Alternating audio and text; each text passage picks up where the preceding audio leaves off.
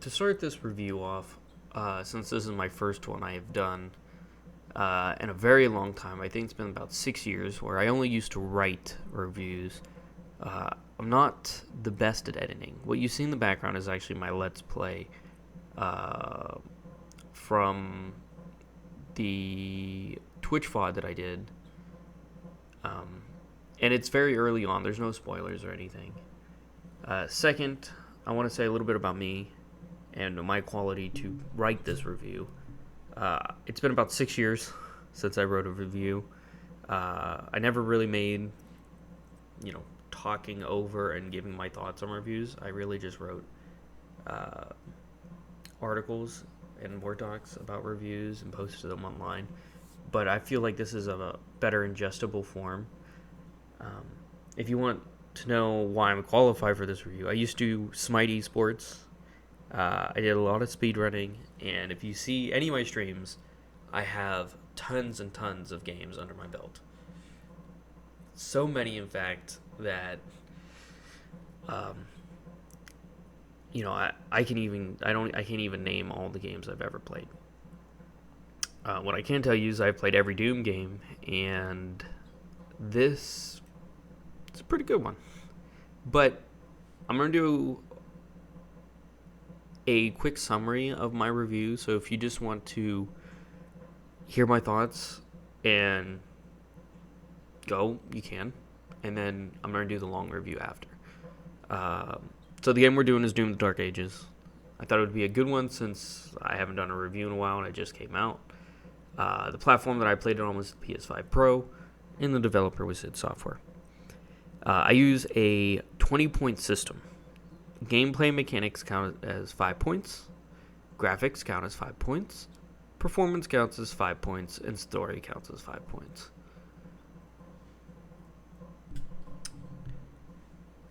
So the summary goes, I believe that Doom the Dark Ages is very brutal. A visually stunning FPS that involves the franchise shield-focused combat and medieval fantasy aesthetic. It is very rewarding weapon upgrades, fun secrets to find, versatile flail compact to make the game more thrilling. With the Dragon and Mech sections offering a refreshing change of pace. We'll get to that because I think they were really good, but the open zone areas were. I don't like this whole open zone thing games are doing. And in this specifically, I got very bored of these open zones trying to go back and forth. Near flawless 60 FPS on the PS5 Pro.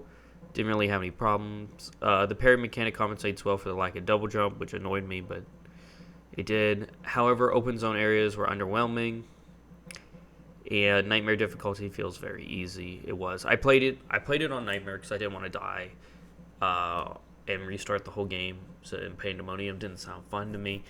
I didn't die a single time. I probably could have did it Ultra Nightmare. I didn't die a single time on my whole playthrough. But I wanted to get this review. I wasn't going to replay the whole game multiple times. The absence of the double jump is a drawback. I said that. So that was the quick summary.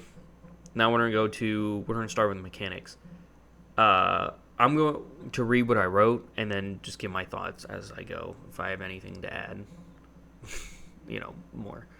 Doom the Dark Ages refines the series' fast-paced, brutal combat with stand-and-fight philosophy, emphasizing strafe-heavy gunplay and defensive tactics. The mobility-driven, platforming-heavy mechanics of Doom Eternal. The core addition was the shield enabling blocking, red attacks until defeating, and parrying green attacks for the stun. Throwing pinned phones and triggering ricocheted shots, adding very high strategic depth. I found it extremely easy to parry. In fact, I thought I messed around with the parry window. The parry was so unbelievably good, especially with the swords that you can get. That most enemies, if you parry them, they're done. You win. So learn the parry and learn it fast. I found the parry mechanic a good replacement for the double jump, which I noted had as a negative omission earlier in the review. Unlike Doom Eternal's double jump, the which led to vertical mobility and evasion, the parry is more precise for timing, allowing you to stun enemies and create openings. This shift aligns with the grounded medieval tone, making combat feel more knightly, like a duel, and reduces the acrobatic flair you might have that I missed. Now, what I want to say about this is, I had fun with what's going on, what they tried to do here, but I do think Doom Eternal was still, with the faster paced, trying to dodge, double jump, was more fun to me personally. So I'm going to compare this to Doom Eternal quite a bit in this review. The Arsenal blends classics like the Super Shotgun and melee weapons, including the flail, which I found the flail pretty fun. There was also the gauntlet and the...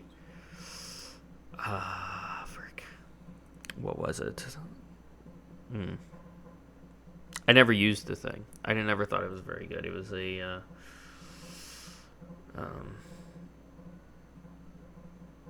oh, it doesn't really matter. I used it a couple times. It only had one charge. It killed things very fast, but it only had one charge, which I didn't really care for. I thought the flare was the best because it had the most amount of range. It had whip-like types capable of chaining enemies because it had 4 pulling the Slayer targets. It adds a dynamic melee weapon, especially when it was upgraded for damage, and the fire was especially good. Other weapons, like the Spike Club, there it is, I wrote it in, complemented the flail with the upgrades, specifically boost with parry windows, increased enemy aggression. I played with enemy aggression at max. It had scarce resources. I never found the resources were very scarce, surprisingly likely due to the parries forgiving timing and the shield's versatility. Stun locking and prioritizing foes and this may underwhelm for veterans of Doom Eternal's punishing challenge. I enjoyed finding secrets very, very much. There was a ton of them, and it was like my favorite part of the whole game.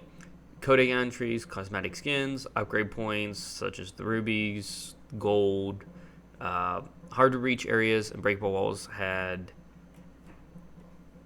a innate rewarding feature where you just went and there was just plenty of upgrades, currency behind them.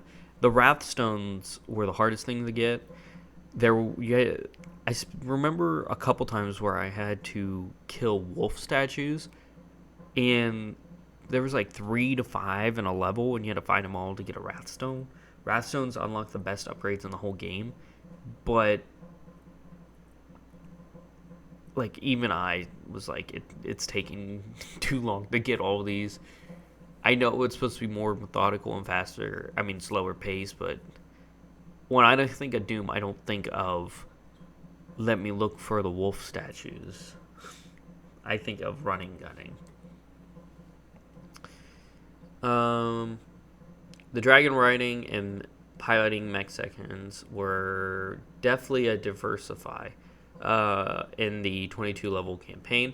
The dragon sequences involved dodging attacks, firing cannons, and destroying hellcarriers, while the mech battles are stomping and fistfights. Feels like a Pacific Rim inspired set piece.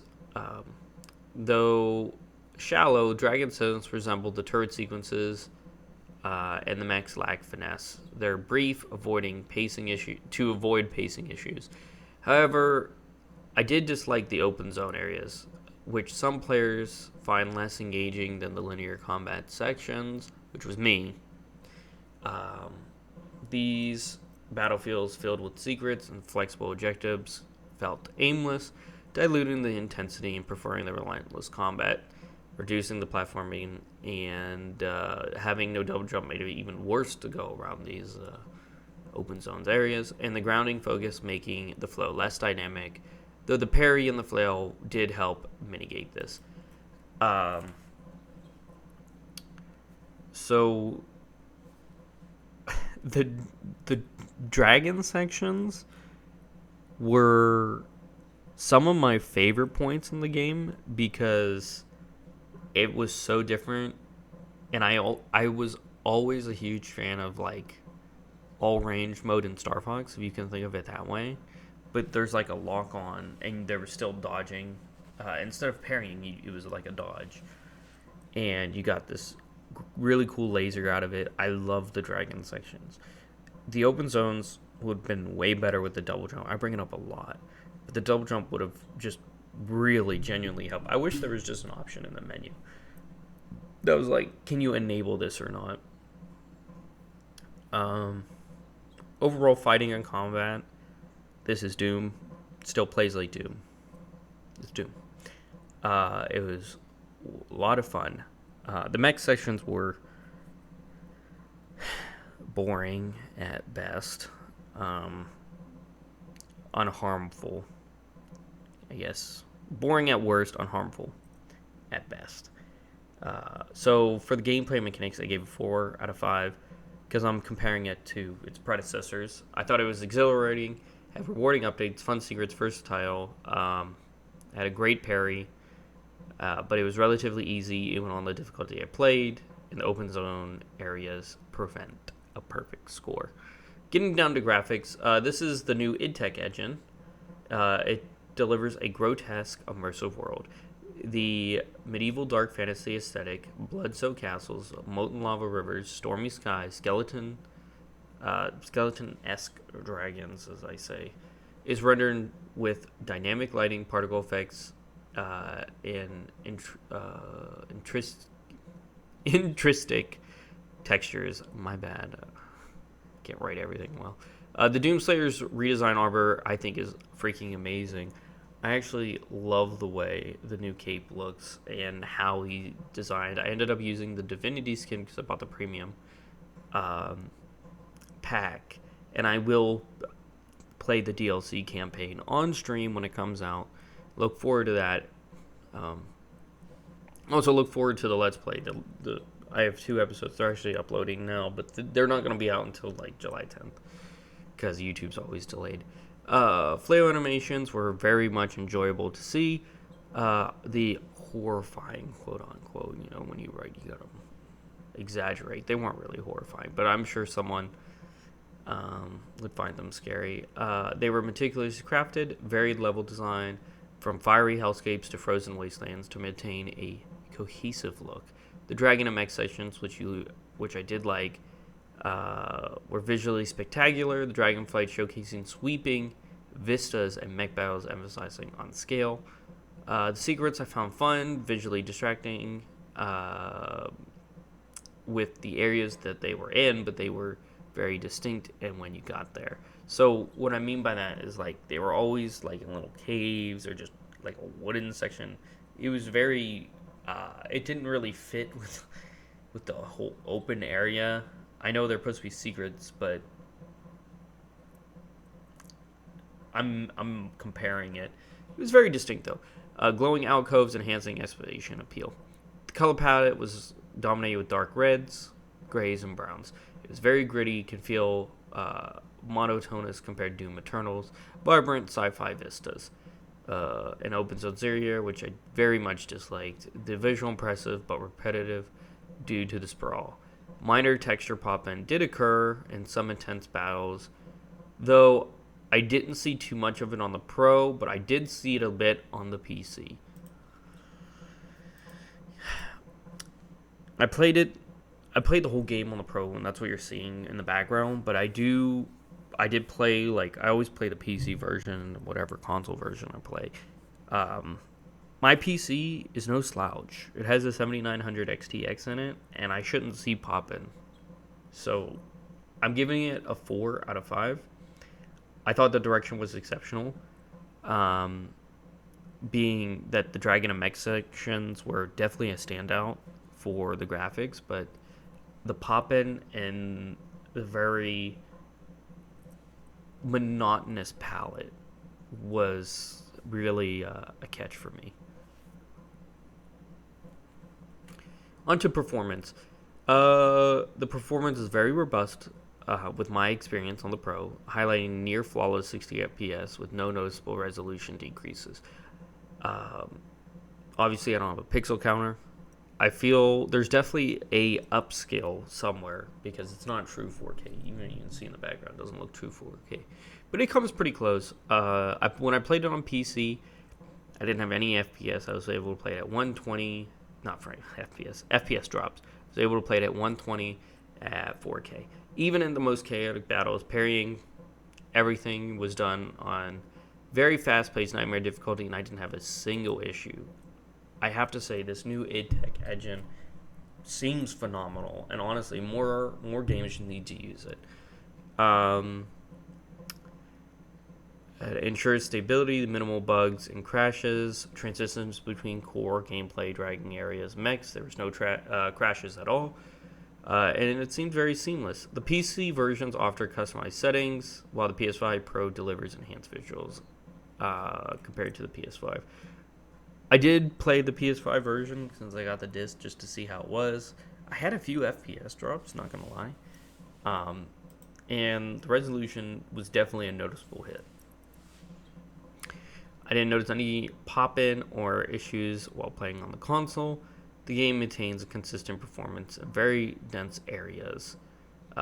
With Nightmare with the high enemy accounts, ensuring my case wasn't hindered by any technical issues, I loaded different difficulties for different enemies, like amounts and what could pop in, and it was quick, and it didn't seem like any real stitches happened, as they say. The flow for secret hunting was very easy, normal. I had one problem where I fell through like the ground, and there was like a loading screen, and it like stopped for a bit at the loading screen.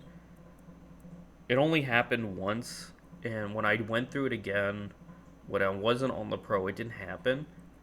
So I think it was just a minor error, but it didn't crash or anything. It just like had a minor glitch in performance. But I gave it a 4.5. It had near flawless 60 FPS on the Pro, about 50 roughly on the PS5, and I didn't really have any FPS drops on PC. But remember, my PC, take it with a grain of salt. It's basically a supercomputer because I have equivalent to a 4090 in here. Let's get to the story. Doom: The Dark Ages is a prequel, looking at the Doomslayer's origins, quote unquote. Did I say oranges? Origins. Focusing on his crusade in Hell's forces alongside the Night Sentinels and the Mysterious Makers. The narrative delivers a very cinematic experience with environmental storytelling, weaves the themes of vengeance, survival, prophecy in the world of blood-drenched fortresses, skeletal demons, fire-breathing dragons. Adds depth to the Slayer's stoic character, portraying him as a brutal knight.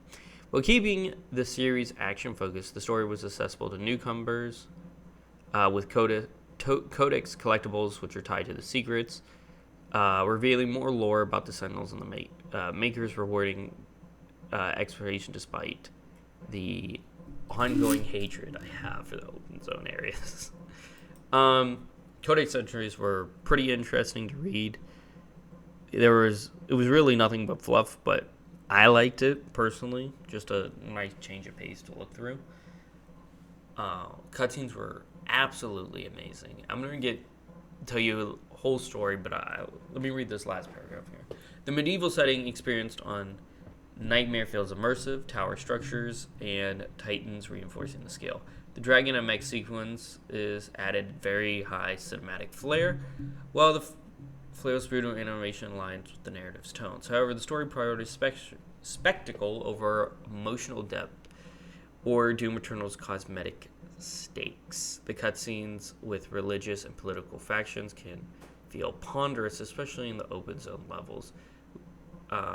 The narrative leans on the Slayer's intensity rather than the intrinsic plotting, and its cutscene-driven approach felt very disjointed. Um,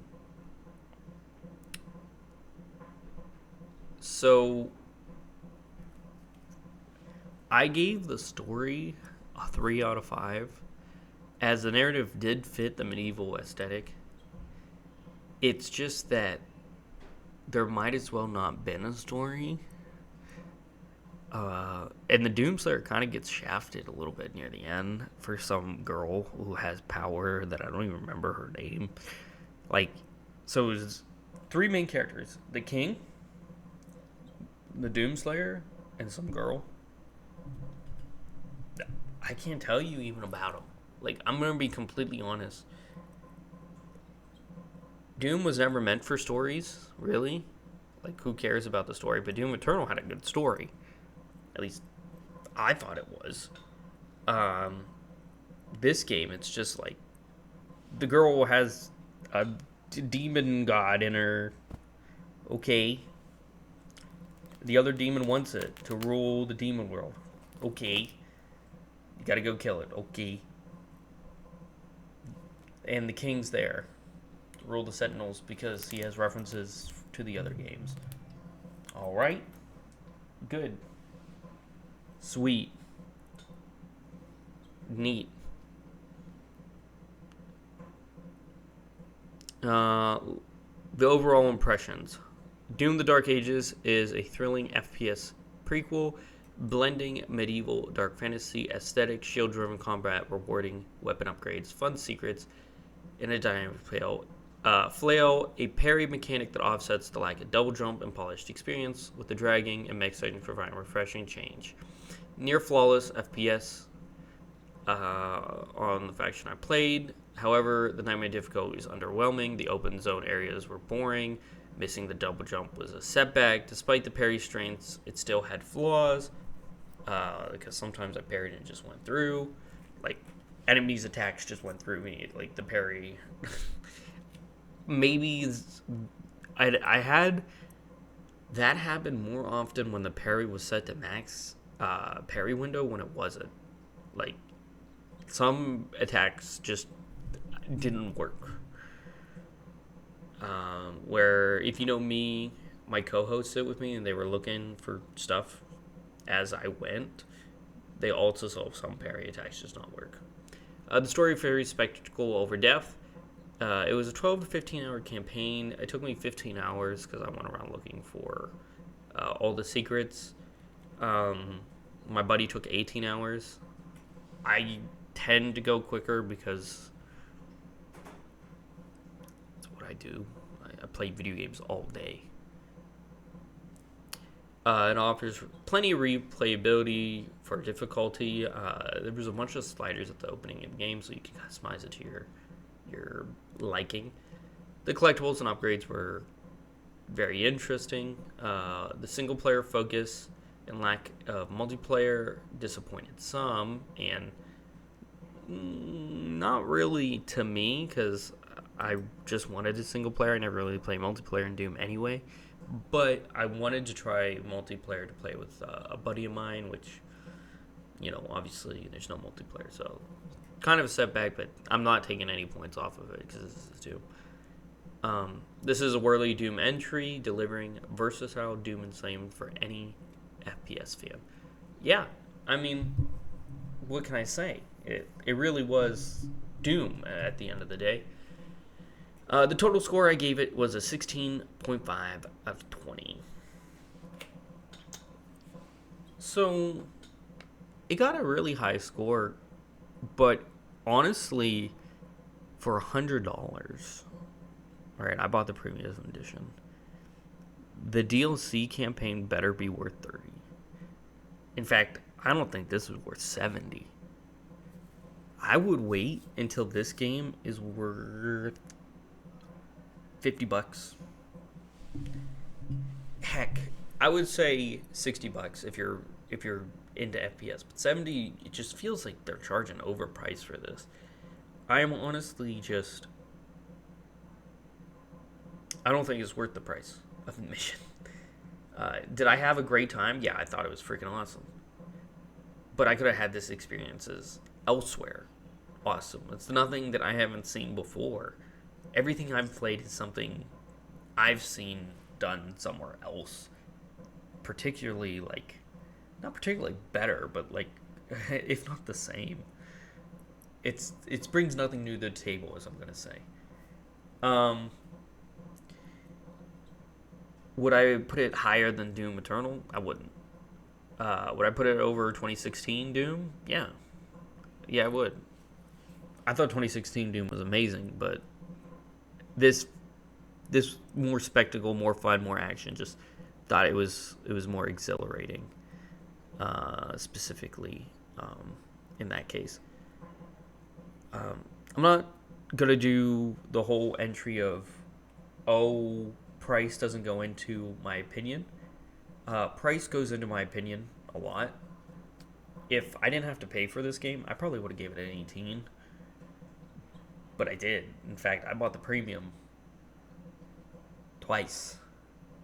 So going into this review, I spent $200 to play this game. And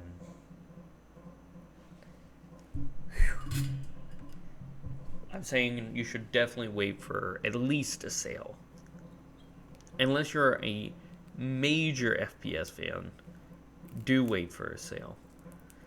But I believe these are my... there was one thing I wanted to note here at the end of this review. When I put the disc in on my PS5, I had to download 110 gigabytes. Like 89 for the game and 30 for the DLC. That means there was no data on the disc, and I had to look this up, and I did it on stream. I was pissed. When I buy a physical copy, all I play are physical copies of games. I don't believe in digital at all. I won't buy a digital game. This is disgusting, okay? A PS5 disc can hold 100 gigabytes, and this game is 89. And the disc, they already made the disc. Just put the game on the disc. This way, when the PS5 servers go down, this disc is going to be worthless to me. Absolutely, like a waste of space. It's honestly, to save a couple pennies that they had is just disgusting to me. Because the disc was already made. Now, I get it for like the Xbox. The Xbox Blu-ray discs only hold 50. In fact, most Xbox games you have to download. But buying this on the PlayStation is just... There's no excuse. There's no excuse. I'm not going to take points off of this, the score, for that reason. But it did piss me the hell off. I fully believe in physical media, aka the shelf and the, collectors and limited editions that I have. So, just a full warning, if you are a physical only buyer, this might as well be a Switch 2 key card, as they're doing that, which I won't be buying those either. But I wish there's a little thing at the bottom of the box that says internet download required, but it should be more prominent. Yeah, so that's my review, my overall thoughts and opinions on the game. If you enjoyed, leave a like, please subscribe. I need 500 subscribers by, I think, the end of June, so I can get monetized on the channel. We already have the watch hours. Thank you so much, guys, for watching. I do appreciate that, genuinely. I never thought I would have anyone want to really see me play video games or my political takes or anything like this. So, yeah, and if this, does well, I'll keep writing reviews. I'm actually writing a review for Clara Obscura, so look forward to that, and I will catch you all next time. And if you want the full gameplay in the DLC, gameplay's coming out July 9th and July 10th, and the DLC, I'll stream it whenever it's out. So just look forward to that. Peace!